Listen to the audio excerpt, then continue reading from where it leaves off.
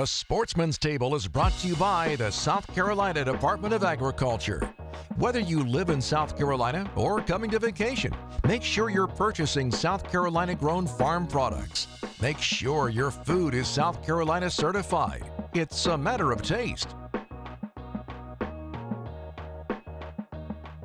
Folks, welcome to this week's edition of the Sportsman's Table. We're here at the International Culinary Institute in Myrtle Beach on the beautiful campus of Horry Georgetown Tech. And back with me is my good friend of 13, 14 years is Chef Tom Mullally. Hey, Bob. With, I tell you what, your catering business is doing good. You're instructing all these youngsters over here at the college. We're rocking. But you are also helping our viewers out there. You got a great fish recipe. Tell me what you got. Well, on your show, Bob, you know how it is. We go fresh and local. Yeah. This is a local red snapper. This has come from Seven Seas and Murrells Inlet. Okay.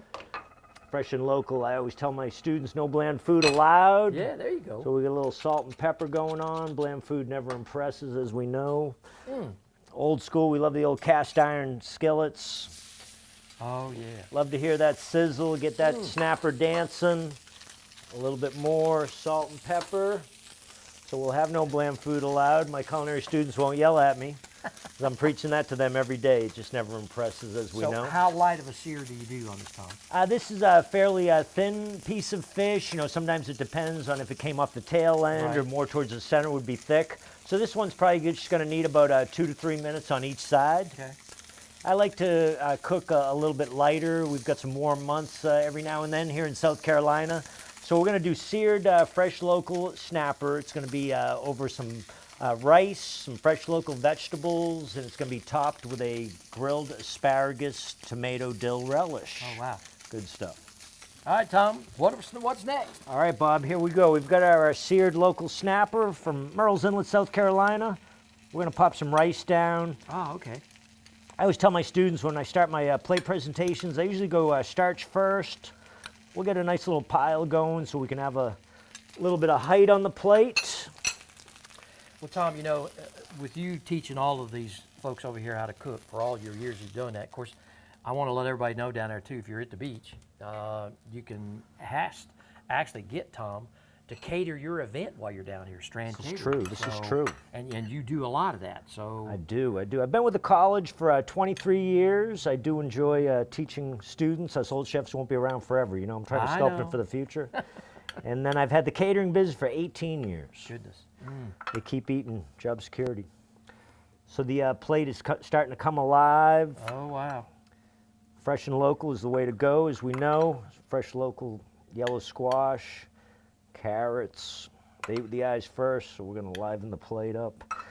This is red bell peppers. I like the little diamond cuts, also known as a lozenge cut in culinary chef terms.